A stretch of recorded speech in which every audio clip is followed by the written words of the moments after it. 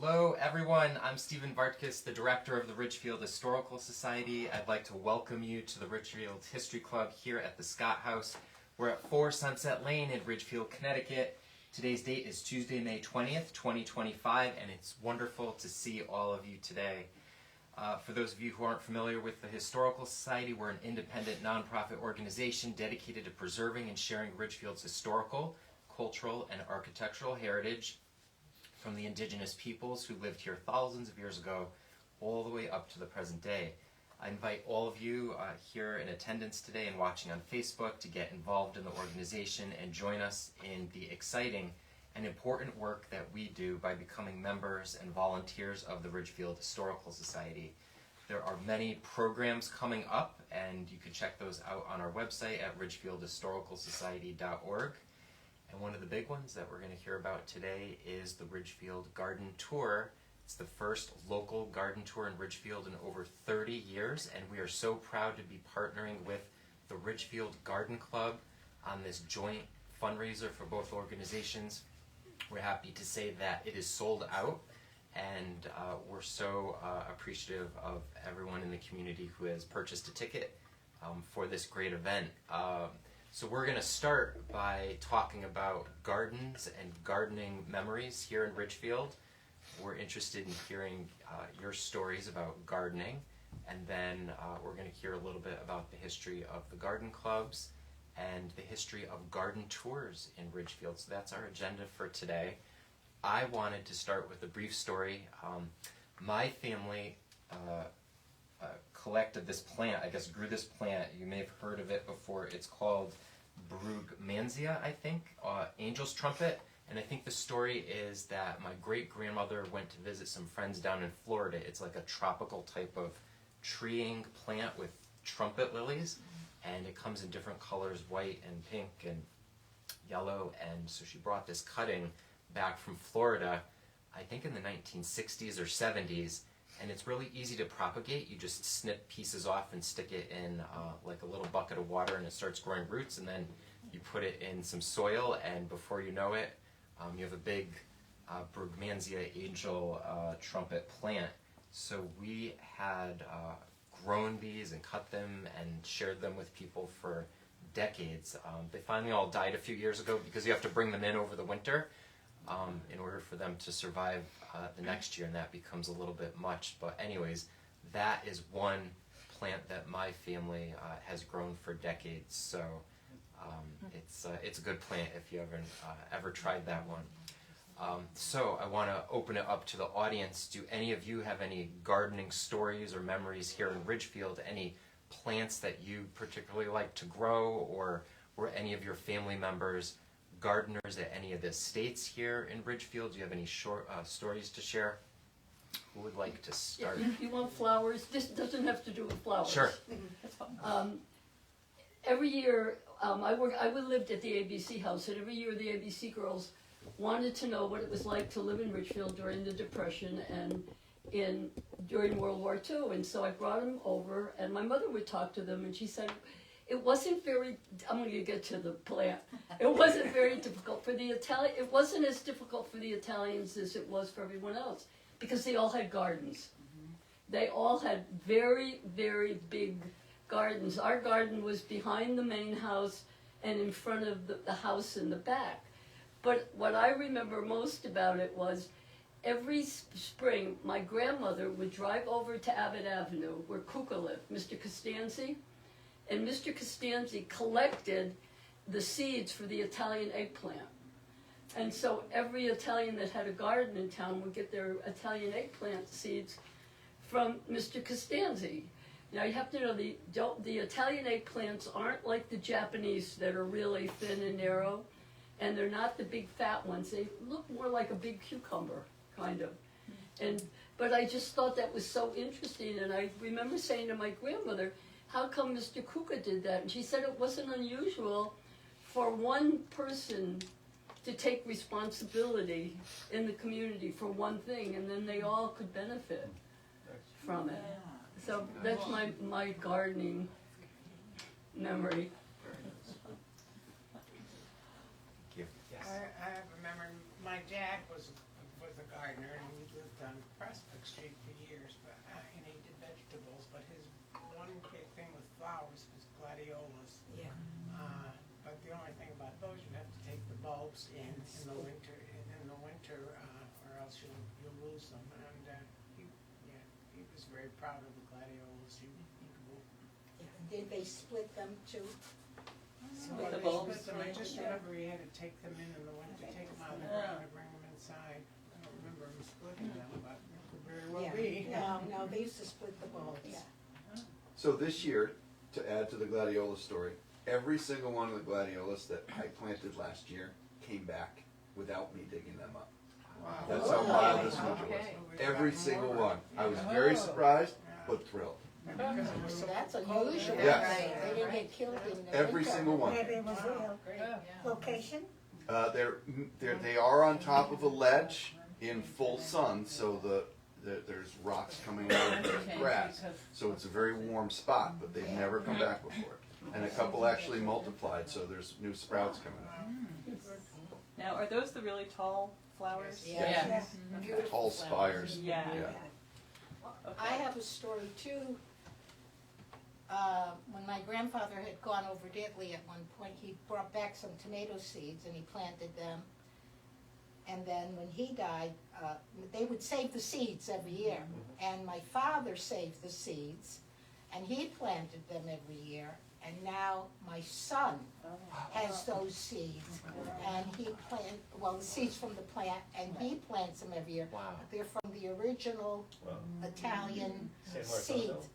Pardon me? Were they San Marzano seeds? So or- what kind of tomatoes? No, No. they're different. Yeah. The tomato is different, but it's not the San Marzano. Okay. But he's had that for now, he's the third generation, so.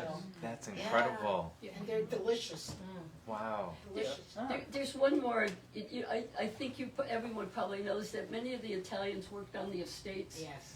around Ridgefield, and on our Prospect Street house, the wisteria that is blooming now came from a really small plant that my grandfather, who I never knew, planted. And all the peonies in the front, which are now gone because we all took them back to our houses. When they divided the peonies at some of the estates, they would bring them home and plant them. So on that property, the peonies and the wisteria were from some big estate in Ridgefield, but I don't know which ones. I think if you took a survey, everybody in this half of the room had somebody in the family who were gardeners that worked on the estates. Oh, Yeah. Almost all of us, right? oh, They all really? worked on the big estates as gardeners. Oh, could you tell us which estates and anything about the people that work there? Joyce? Yeah, my father was the caretaker for the estate that, I guess you would say Jurley, is probably the one that, the name you probably remember, but it was on Bransfield Road. If anyone knows where John Nocky lives today, Yeah. next to John Nocky, on the same side, you'll see two pillars. Yep. And that was the entrance to the estate.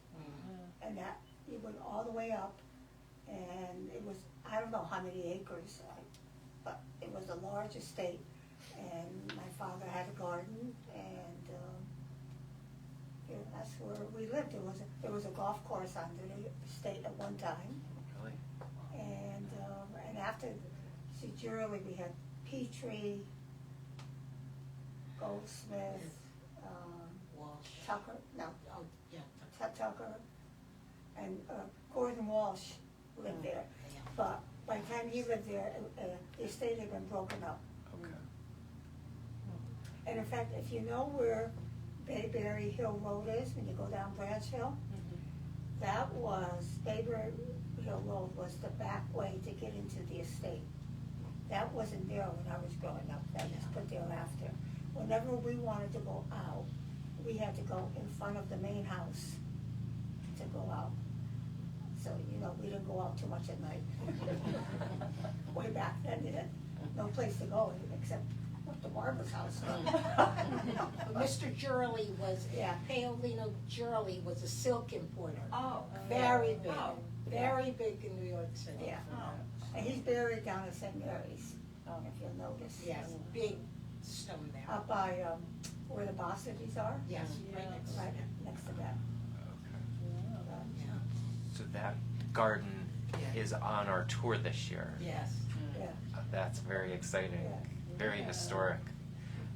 And then what was the work like there? Was there a crew or was it just Yes. your? No, there was a crew. Okay. There was about, I had a picture, about 4 or 5 men from Ridgefield that Yeah. worked there. Okay. Especially on the golf course, they had those great big mowers. Sure. Yeah, Wow, that's Yeah. incredible. they employed a lot of They had a people. golf course. Employed a lot of kids, yeah. 4, 5. Very nice. Anyone else? Did any of your family members work on any of the gardens here in Ridgefield? My father's father, where Westmoreland is now, was the Doubleday estate. My father's father, I guess, was in charge of that whole property, his home. And Okay. he died in the flu back in the early 1900s. It's a big place. Great. Well, I He has- I don't have that kind of history, but You're not old enough. when I grew up on Continental Drive, my father, who is Italian, was Italian, he had a garden in the back, and he had corn and tomatoes and cucumbers and you know, we would just go out and pick the corn and eat the corn that evening, and I love the flavor of the tomatoes, and you could just go and whether they were cherry tomatoes or whatever. And I got the bug, not literally, but I really enjoyed it, and so I would garden, and I started a garden at the high school in 2007, 2008, and it's behind the high school, so nobody really sees it, even the students. I did ask, and they, oh, I know about the garden, but it was the pollinator garden, not the vegetable garden. And so I've been taking care of it, and I plant, you know, a lot of different types of things. The past several years, I've been trying to grow these giant pumpkins to see if I could participate in the giant pumpkin way-off. But I can't use any pesticides or anything on school grounds. And there's a vine borer that gets into the vine of the pumpkin, and the biggest pumpkin I was ever able to grow was 50 pounds. Which, Pretty good. yeah, but when a 2,000-pound pumpkin wins, you're like, Mine are about 5. yeah. So. True. So it was, it had always been fun to bring my students out and do some gardening, and I still enjoy saving the seeds. Yeah. Yeah. From the heirloom varieties, Yeah. black cherry, brandywine, things like that, and then replanting them each year. So, Here, I know. yeah. Great. So. My family's from Portugal, and the peppers is what they always Oh, would bring yeah. back. Because that was the thing I think that they had the hardest time finding here. So I remember my stepfather one time was so excited when he came back and he opened up a napkin and he had these peri-peri peppers. And he would make hot sauce for us for years. And so we would have all these great hot sauces, but the peppers, had to come from there. So Yeah. every time they would go, they would bring more of their peppers, grow them in pots and make all the hot sauces. That's what we had a lot of. Yeah.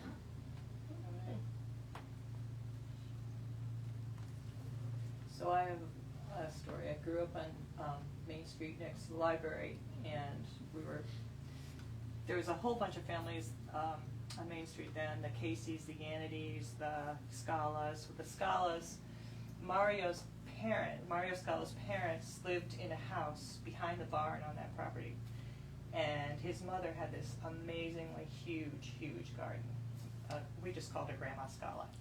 And she must have supplied the restaurant too, but none of us ever did any gardening. And so we would go over there and just raid her garden. And here's all these kids stealing vegetables. But we had never had, that kind of food before. Right. You know, we just, There's those Sheen kids. yes! 11 of us raiding the garden.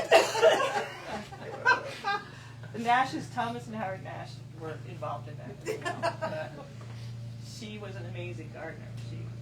She grew everything. She grew carrots, she had all the herbs, she grew tomatoes, peppers. It was huge. It was quite a garden. Yeah, the Carl Scala, who was from the same family, lived off Pinpack Road, and his son John was my age, and we would. They had a garden behind their house. The Mitchells had a garden, and we had a garden, and it was a popular thing. And when you wanted to have a snack, you go if it was the right time of year, you grab some tomatoes. The other thing too with the gardening is that after the summer, the canning Yeah. and the jarring. I remember my mother with a big pot with all the jars in it, tomatoes, and fruit, vegetables, that you guys remember too. Oh, yeah, And we did it. We had a We did root, it. we had a root cellar, and that was in the root cellar. That lasted all winter long. Really? All the vegetables, especially the tomatoes and the peaches and the carrots, they were put in sand, big barrel of sand, and they'd put the carrots in there, and you had fresh carrots all winter long. And that was quite a process, the canning and the jarring of the. You should bring that back. That wasn't that long ago. Never They did. did, they work so hard. They did. They did. They did. And all we do is go to the grocery store Store. and pick it off the shelf. Pick it up. All year long. Like All year vegetables. long. It's wild. Then it was Yeah. great when the freezers came. Yeah. Then when the freezer came, well then, that was another story. They would do the same thing, but freezing instead of jarring and canning. Except tomatoes, they always can tomatoes. Yeah, And then the tomato sauce versus the tomato paste, remember that? Oh. Tell us how you make Yeah. tomato paste. I I gotta know. know I that. I gotta don't know know, it. my mother, Okay. our mother's did. What it, special tomato for the Yeah, but paste? it was thicker, Yeah. it's thicker. It's like They a used plum to- tomato? What do they call it, oh yeah.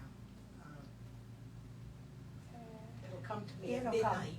Yeah, but it's thicker, so I don't know what they did. But, Maybe they cooked it, Yeah, simmered it more. Yeah, longer they to did. get yeah, the they moisture must have out. done They something, did. yeah. They What did. about dried tomatoes? Did they make dried? No, we never, No, No. no, not dry. just a can. To me, they never complained. No. I did. After a while, canning time, but it was perpetual work. It was, Whether they were remember? out in the Yeah. garden, getting the eggs from the chicken coop, canning the vegetables. Yeah, Never once complained. They just did it. they just did it. Well, that's what they were used to. Yeah. And they didn't have much money back then to go out and buy all these different things, so they relied on that Right. all winter long. That's the point my mother was trying to make with the ABC girls.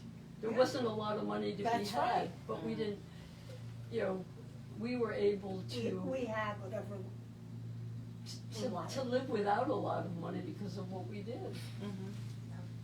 Gardening was very big. And I remember when I was younger, we would enter some vegetables that we grew in the fair. Did any of you do that? Oh. Where they judged the size and the Yeah. quality of your tomatoes and cut flowers? Yeah, I remember, Danbury Fair. I don't know where it was, someplace in the show, but Mr. Roberti he worked on the estate with my father, and he raised this most beautiful, like a mum plant.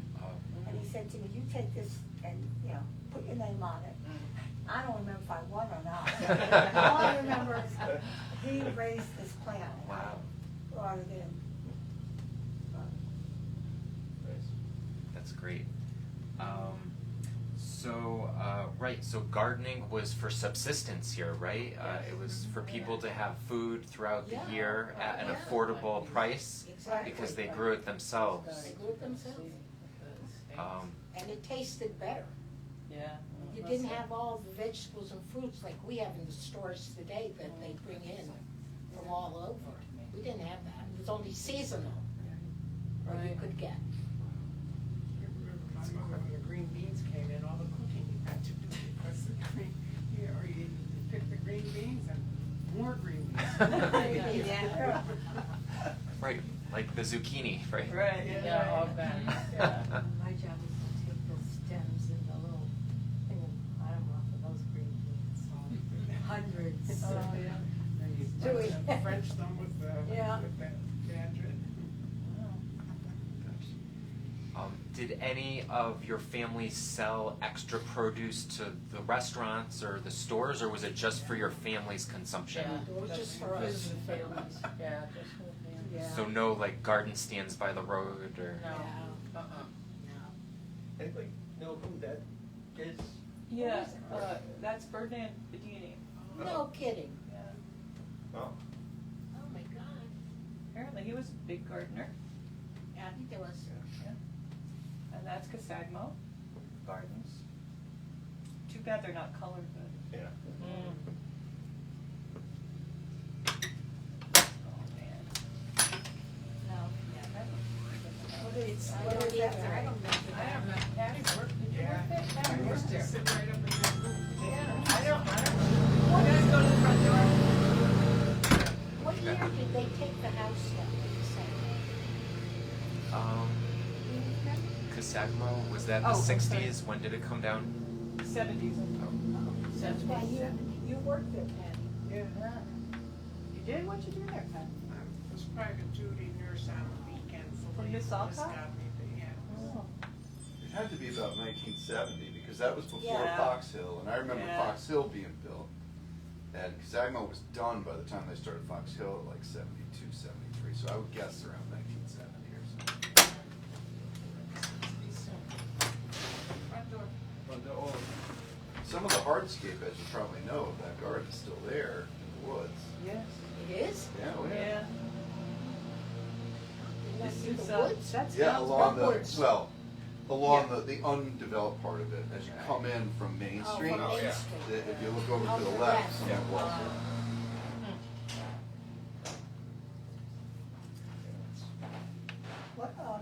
What houses are on the turtle?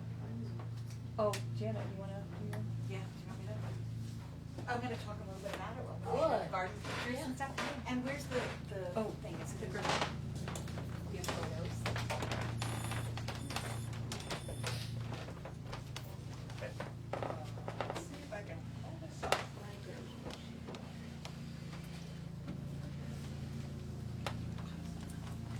Hopefully it was better than last night.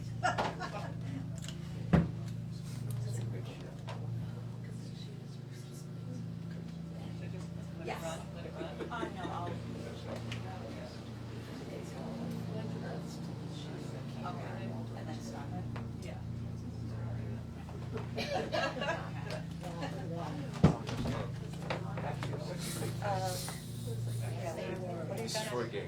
So this is just the first, garden event that we had in town. And Just that's find a chair and pull it 26th. into the doorway. The Garden Club of America was having a big meeting.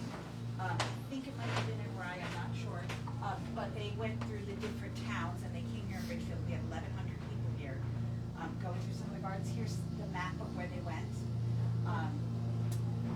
So, yeah, so it was 1,100 people, came to 9 private gardens here.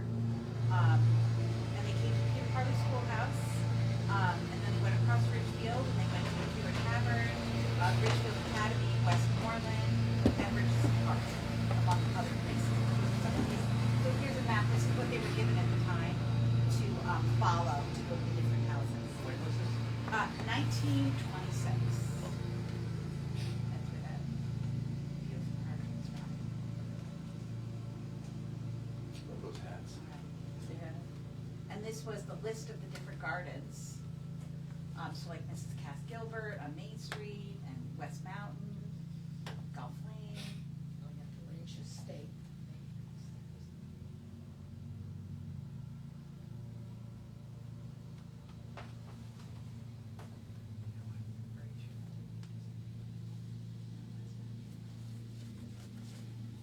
Mrs. Cass Gilbert would be pleased with the garden that's there today too. Oh, God, Right, yeah. they do a great job. They really do. Absolutely. Beautiful.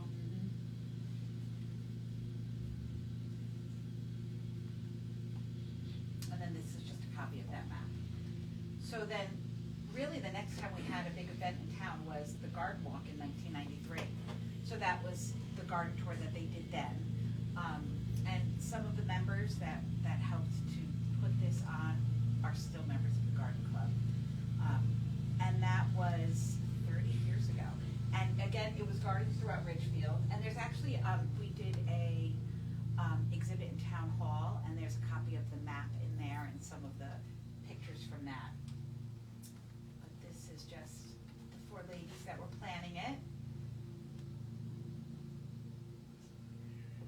Yeah, she's coming back this year. She's coming back to captain one of the gardens that we're doing. So this year's garden tour has 7 private gardens and Ballard Gardens as well, so it'll be 8 gardens. And we're doing it a little bit differently. We have buses that are gonna transport everybody to all the gardens, because some of them are really, the roads here can be difficult to navigate and let alone park and go look. So we have the buses. The tour is currently sold out. Over 550 tickets we sold for that day, so it's gonna be a big undertaking here. But we just go through some of the gardens. So this one, I'll show you. It's a little bit better this time. Well, this is Ballard. Oh, it went out of order. Ballard, great. Sorry. There, now it's fine. I'm like, wait a minute, this went out of order. So this is Ballard Gardens. This is the urn that they restored recently, and the greenhouse that they do the plant sale in. And so that will be on the tour for anybody. That is the 3rd stop on the tour. And then, okay. And this one is, we call it Cascading Vignettes. This house was built in 1783 for the daughter of the town's first minister. And the garden includes formal parterre, a cottage garden, a wild garden, a sun garden, and there's a pond and some water features here as well. This one, I don't have the addresses. We're not gonna, release the addresses until that day. But this, we call it Cascading Vignettes. So they were given to me. Some of these you're gonna recognize. Let's see who's coming next. Okay. So this one is on Lake Mamanasco. It's pretty obvious. So. Janet, you're switching. Oh, it's going. That's Ballard again. Yeah. Hard to miss that one. So this one is carefully considered plantings and wood terraces. So there's a lot of greenery on this one, a lot less florals on it. And they said that it's a lakeside house, and it has beautiful views. It was kind of positioned to take advantage of the views, the way they put the gardens. And so they have all of their plantings are specifically keeping in mind the lake, not to do any pollutants, because they're so close.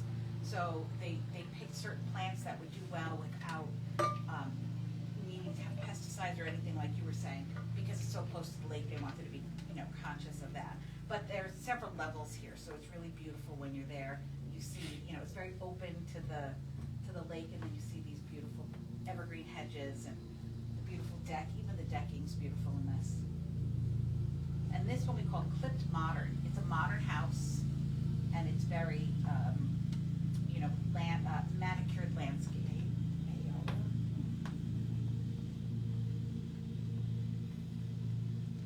That's Ballard's garden. And that's Mrs. Ballard. Yeah. Okay. So this beautiful one is called our Painterly Parterre, obviously because of that. So this is set on the grounds of the carriage house from a 600-acre grand estate. So this is the carriage house of the estate that has been divided up at this point. But and it has a boxwood garden, a fragrant cottage garden, walk through the first rhododendrons, and it has this beautiful view. It's a wonderful garden that the owner works very hard on. Did you say that was the guest house? This was, it's the carriage house. So this was not the main house, this was the carriage house.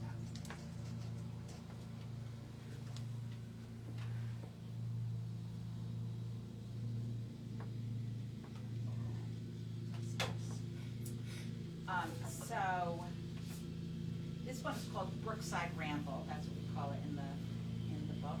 And this is 3 acres, and it has vistas and large fields, flowering trees, and a path going down to rustic gazebos overlooking a brook. So this is a longer walk than, some of the gardens are a little smaller, you know, so they're quicker in, and some are closer to the street, and this one's a little bit more, but it's so beautiful with the different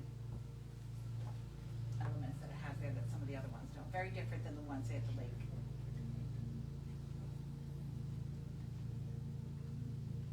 This is the lake one again.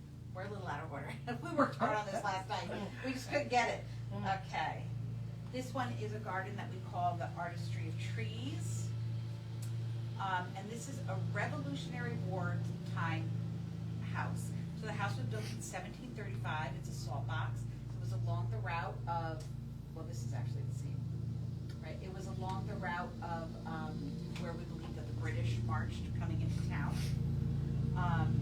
And it has mature trees, several separate gardens. There's a fern garden, a shade garden, a vegetable garden, a honey garden, and this house was included in the Smithsonian Archives and American Gardens.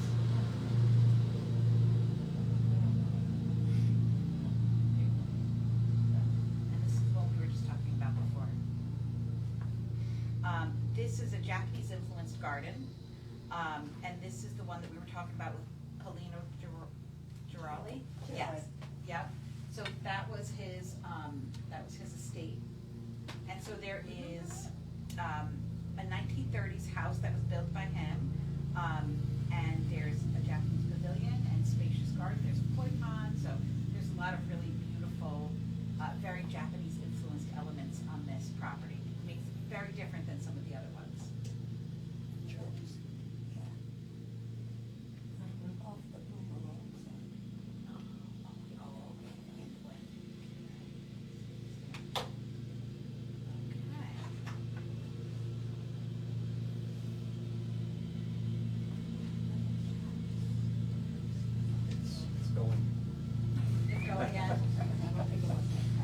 This is trouble, this one. Okay. Yeah. Okay, this is the Cascade of Vignettes. Go to the front door. Go into the front door. So this is the formal garden, and it's very clipped boxwoods. There is a rose garden surrounding a pond. There's little gardens containing seating all over the house, all over the gardens. They call them rooms, garden rooms. That's what the owners call them. It was one of the earliest built houses in Ridgefield. It was built for the first minister of Ridgefield, Reverend Hawley, and it was her wedding present. So, yeah, so this is the last one on our list. So there's some beautiful gardens, all very different. Let me see if the last one was there. That's what I tried getting now. There's one more that just was not going on. But there's another garden that's a little bit smaller, and that one is maintained by the owner. They don't have any help with it as far as I understand it. And it's very beautiful, and it's a very fully living outdoor space. Like they use it for entertaining, and it's really beautiful. So that's a lot of different things. Very nice. So, you may wonder, how did a garden club get established here in Ridgefield, right? So I think as people gained more income and wealthy folks from New York City moved here to Ridgefield, they were looking for activities and they formed a garden club. It was basically a group of ladies who came here in 1914 is when the Ridgefield Garden Club was established, and their founder was Sophie Storer. pronounced that correctly. And she gathered 30 women at her Main Street home, and their goal was to promote gardening knowledge and civic improvement here in Ridgefield. So the Ridgefield Garden Club has been around for over 100 years. They were founded in 1914, and they do so many wonderful things for the community here, from the protection of natural resources and native plants and wildlife.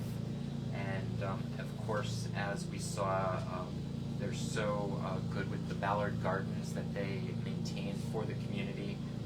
It's just a beautiful thing to see, and they've been doing Ballard Park since 1982. And then of course there's the Quatatoa Garden Club, which is another one that formed more recently here in Ridgefield.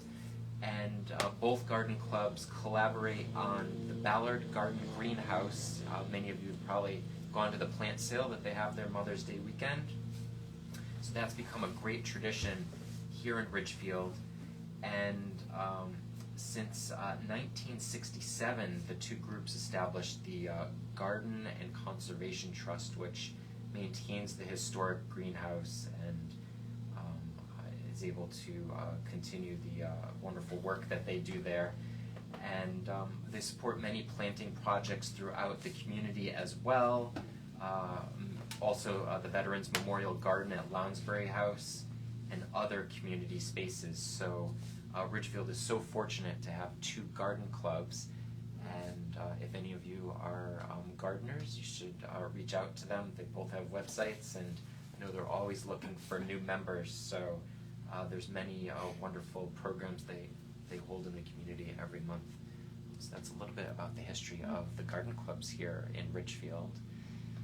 Is there anything else that we wanted to share about Ridgefield Gardens today? We could go over some of the pictures that are on our estate gardens. We don't have that many vegetable garden photos. I wish we did. Most of our pictures are of the estate gardens because a lot of them had postcards made. Right, and of those are their the gardens. families who Yeah. could afford to hire a professional photographer Right. to take pictures of their garden. I don't know where to go, but There you go, right there. Do you want to just hold them as we Yeah. go? There's a vegetable. Okay, Yes. that's the one we have. Is that the one you guys used to raid when you were kids? No, that No? was, Okay. that's Ferdinand Bedini. So what vegetables are those? Looks Can like you a see? cabbage in the front, Yeah, doesn't it? Yeah. What else is growing there, Pat? You know? Tomatoes? Probably spinach. I think we have some medals that he won at the Grange for, the Cannon Grange still has its fair in Cannondale, Wilton, and they still have contests for vegetables and flowers if you're interested. And knitting and sewing and photography. We found that by accident one year. My kids loved it. It's like alien to them almost. Yes. And then the Bridgewater Fair has that stuff too, but they add livestock to them. Yeah, with it. that's even better. Do we know where this house was It was located? On North Salem Road. Okay. Don't know where. Okay, the next one is, I wonder if that's the Biaggiottis, right? Didn't they have a big Yeah. farm They down did. there? they did, yeah. This is Casagmo. Right by Craigthorpe. Yeah, But, exactly. I don't think that's it. Okay. They didn't live there. Oh, They okay. lived further up on North Salem Road, Bedini. Got it. Pat, do you remember the gardens at Casagmo when you worked there? not really. I was in the '60s. I was bringing up a kid too. Yeah. Yeah. She had a lot of postcards made of her gardens. That's the same as Casagmo. Yeah, it was an estate. That's the house, the main house. She actually had ponds back there too, and raised birds, different kinds of waterfowl. And those are two guys that worked on the estate. I know their names. And that is the blueprint of her gardens by Charles Downing Lay, who's a very famous landscape architect. This is Downsbury Court on Florida Road. Colonel Knox's estate. me this looks like a crop circle. but- Yeah, or a helicopter landing pad, that's what I thought. That's his house, which, doesn't exist anymore.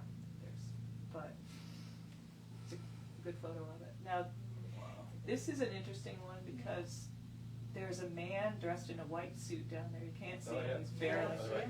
But Colonel Knox is friends with Mark Twain, and I always like to think that's him. No one will be able to disprove that. I either. know. Right. What was the white circular, thing around it? There was a Is that a fountain. paved area, or what is Yes. Probably it? gravel. Gravel? There was probably gravel, and there was a fountain in the middle. And the house stood up, that's taken from the house. So, quite a view. Yeah, This is where? that's Downsbury. Downsbury Downsbury, Court. okay. Steps going up, yeah. Yeah. Yeah, you can still see all that hardscape there when you drive by the stairs and all that. Really? Yeah, Yeah. going down Florida. Yeah. It still has the columns. Yeah, I have to go down there. Was there any gardens down by Bennett's farm, Bennett's pond area that? I'm sure there were. That yeah, was the Conley. well, that estate. was where Outpost Yeah. tree or nursery, Outpost Nursery. right? Pat, didn't your father work there? He did. When you walk up that driveway that's still there that goes to the old inn, you can see a lot of the specimen trees just Right. having gone wild. It's pretty creepy. Yeah. Yeah, it is. Sycamore and Trees birch for and all kinds of World nice trees. Fairs, Yeah. Yeah. It's a lesson as to what happens if you don't maintain your landscape. Yeah, well, nature will take its course. Yes. Is that it, Janet? I think that was it, right? Okay. Oh, you know what? I saw that. Oh, no, there's. Oh, Where's that? yeah, Heritage Farms, remember? Down on Route 7. Yeah. That's, We used to get our cider there. that's Voodoo Brown. Voodoo Browns. Yep. Oh, yeah. King Neptune. King Neptune's there, yeah. The Green Doors Motel. Yeah. Really? Right Yeah. behind the Ridgefield Deli there, but on the Route 7 side. Does anyone remember the Baggett family that had the big farm, Yes. right? They Okay, had that's where their that? farm stand was. Yeah. Could you go back They to lived that, on Jen? Wall. Yeah, yeah. Oh my gosh. That's Heritage how we Farm. used to was go to that? Great Pond. We Yeah. would drive by there every day. Yeah. Oh, I don't even remember that. Wow. And a cider mill? Oh, and it smelled like apples, and Yeah. the floor was covered. It was always sticky because they were always making cider. Great. Wow. remember that. I don't remember that at And all. we would buy apples. You Yes. guys remember that? Yeah. We would stop No, down I there and don't buy either. apples. Maybe Joe that's was the, friendly with Tommy Baggett. Oh. Joe was friendly with Tommy. oh, okay. That was a different side of town part, but that was our side of town. Yeah, I didn't go down there. I was at the door then. We finally got a deli in like 1975, and it was the biggest thing ever. I know, it was, wasn't it? This is Outpost, part of Conley. Oh, wait a minute. Outpost Inn. Conley, Estate. That was beautiful. That was the end. Yeah. You know what was a pretty piece of property, which isn't anymore because it was kind of destroyed? The Richardson property. And, Yeah. and during the springtime, when the daffodils, Yeah. that whole hill was full The of hillside, daffodils. remember? Yeah, It still gorgeous. is. It still is. They still come up. Is it? Yeah. It is? Yeah. Go there in the springtime. They're still. Daffodils? Yeah. I didn't see That them was, there. that I was, go by there all the time. that was gorgeous. This is the F.E. Lewis Estate on Manor doesn't Road. matter. Yeah, a lot of people in Ridgefield work there. Little darkies worked with Yeah. my grandmother's sister. A lot of people work there. That was beautiful. It's a rare color photo too, yeah. Yeah. So And that's all probably. this, Yeah. all this is all gone now. It's so sad. Yeah. I think this is the stonework still Yeah. there. I think it is. Maybe just the columns at the end. Where was that? That's it? Manor Road. Oh, Manor. The columns are still there, and I think the Yeah. brick gutters are along the street there as you drive in. It looks pretty nice. Yeah. You think with the Doubleday zone, Louis Moran, is that? I know. It's such huge. This is more of the Lewis Look at Estate. that. Oh my tremendous gardens there. I mean, these are trees, right? Mhm. Shrubs. How many people, does anyone know how many people they employed it to maintain that back then before They- power tools? A lot of, Yeah. they had a lot of people working on those estates. Yeah. Had a swimming pool there too. Yeah, that's right. And those are the people who built the town, not the people who owned the mansions. It's the people that worked on Yes. the, on Got that Yes, right. the yes. gardens. Look at that, oh my God, look at those gardens. More of the same estate. That's beautiful.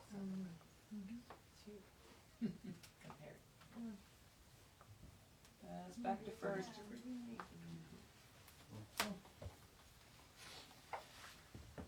Is that the Dini house that's on North Salem Road? Yeah. Well, it doesn't look like that Is it? anymore. No. They're not even close, Yeah. so I don't know. But it looks like North Salem Road there on the right. So Yeah. they could have redone it, I don't know. But I don't remember any vegetable garden being in the front. Right on the I don't road. even know if that's Ferdinand. No, it definitely He is. was my great uncle, and that doesn't look like him. All right. He looks a little young to be your great uncle. When you come in next, Barbara, I'll show you that picture and you check it out. I never remember seeing a garden. No. Going up North End, coming up to your house, I never remember No. seeing that garden. No. But it could have been, They may have, Ferdinand was, that was. Could have been in the if back of that's the house. Ferdinand, he was young, so, look at the cabbage. I know. That's Big row of huge. cabbage Well, there. there was a huge farm on Farrar Lane, right? Farrar Lane. Farrar. Yeah. And the barn is still there, people live in there, and then the house Yes. is actually on Farrar Lane, so it could have been, I mean, that's a lot of It land could have there. been that. It could have been for- that. For our lane. Yeah. I don't know. Could be. Great. Okay. Are there any final stories that anyone would like to share about gardening here in Ridgefield? Favorite plants, favorite flowers, favorite vegetables? Okay. I want to. Roasted. Big plants. Everything. They grew everything. Yeah. Tomatoes, string beans, cabbage. They knew how to grow everything. It's incredible. Well, I want to thank you all for coming today and sharing your memories of gardening here in Ridgefield. I would like to also, again, thank everyone involved in the Ridgefield Garden Tour. This has been a year-long event that we've been planning with the Ridgefield Garden Club, and we're so excited to be producing this on Sunday, June 8th. And as we mentioned, it is sold out, but there are a few tickets left for the Spring Soiree, which is a gala event the evening before at the Boulders, a very historic estate here in Ridgefield. So German-American artist Frederick Dielman had this estate constructed, and he was a celebrated muralist and former president of the National Academy of Design. So we're so fortunate to be having the party in his home the evening before. So if you're interested in joining us, go to richfieldgardentour.org and get your tickets today for that. We will also be seeing you all in the Ridgefield Memorial Day Parade this coming Monday. The weather looks good this year, so I hope we'll see you out there to remember the fallen Ridgefielders throughout the many wars over the recent years. And we have other events coming up as well this month. The Peter Parley Schoolhouse is opening for the season on the last Sunday of May. So that will be on Sunday, May 25th. And we have a special reading at 2 o'clock that day at the Peter Parley Schoolhouse. It's free and open to the public. James Siegelstein, a Ridgefield resident and board member here at the Historical Society, has published a new children's book. It's called Springtime Miracles and Mud. And he'll be doing a reading at the schoolhouse at 2 o'clock on Sunday, May 25th. So if you're around and if you have children or grandchildren here in Ridgefield that day, please stop by the Peter Parley Schoolhouse for that fun event. And I would like to invite you to our next History Club meeting here at the Ridgefield Historical Society. We'll be here at the Scott House on Tuesday, June 17th at 10 o'clock.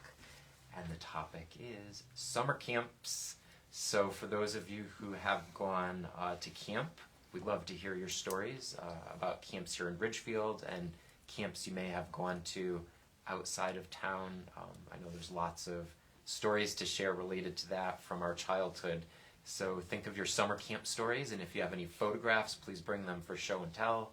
If you have any objects from your summer camping days, bring those as well. So thank you all for joining us, and we'll see you next month. And